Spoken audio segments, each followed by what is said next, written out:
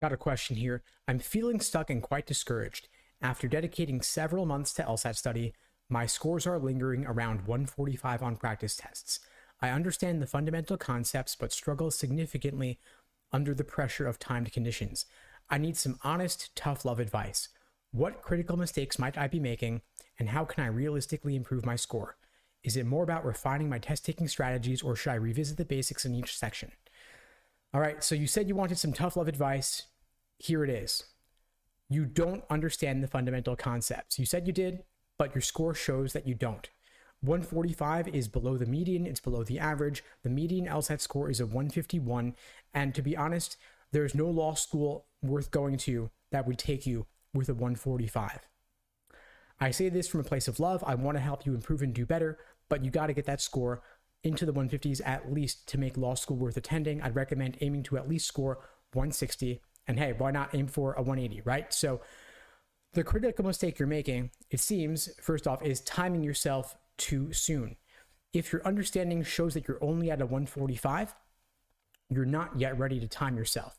You should not be refining your test taking strategies because, to be honest, you don't have the strategies down yet. You need to go back to the basics and build a strong foundation. When I'm designing an LSAT study plan for a student of mine, I say we always build the foundation first, untimed, then we slowly and gradually bring in timing once you have a solid foundation in each section and each question type. So let's say that you were aiming to master logical reasoning, for example. There are roughly 15 types of logical reasoning questions. You have inference, which includes must be true and most strongly supported. You have strengthen, weaken, flaw, necessary assumption, sufficient assumption, method of reasoning, parallel, and so on.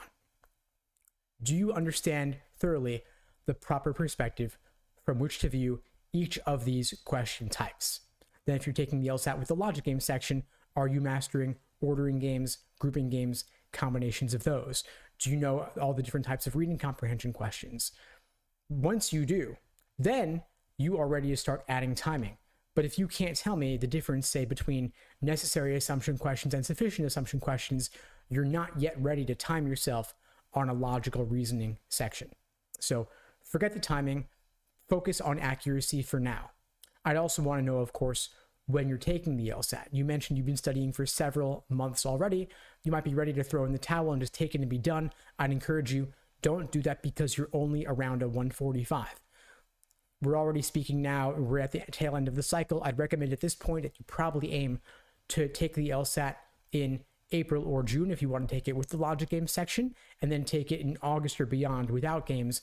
Either way, you can still apply at the very beginning of the cycle this fall, but the amount of time you put in so far doesn't matter. What matters is where do you want to end up and what's it going to take for you to get there. I'd want you to have at least 3 more months from now to dedicate fully to LSAT prep. I don't know what your other obligations are. If you're working full time or in school, I get it, but that may mean it's a slightly longer road for you to achieve your LSAT goals. But again, foundation first. I'm also curious, what resources have you been using?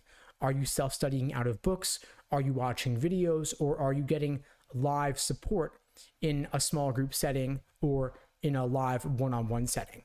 I'd recommend that you get some live support so you have someone you can ask questions to and get feedback on what the mistakes you're making to help you find a more efficient approach.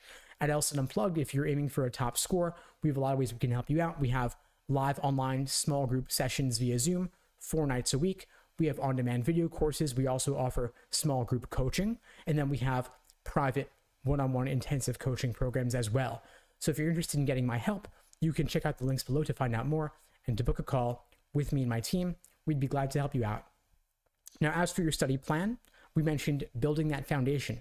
Once you've built that foundation, untimed, you then add in individual timed sections, 35 minutes with standard timing, maybe more with accommodations. Then, of course, you're going to pull it all together with full-length timed exams to build up your endurance. I'm going to recommend that you take at least 10 full-length timed practice tests in the lead up to test day, but don't take those practice tests yet and don't burn through that valuable material if you haven't yet learned the basics. Once you have the basics down and you know the proper perspective, then we can talk about refining strategies for things like pacing. So for example, how you're allocating your time over the course of a section. Where do you slow down? Where do you speed up? Where do you flag questions and skip them and come back to them later? We can talk about all of that, but the first things first is going to be building that foundation and making sure you have a solid grasp of each of the concepts for every single type of LSAT question.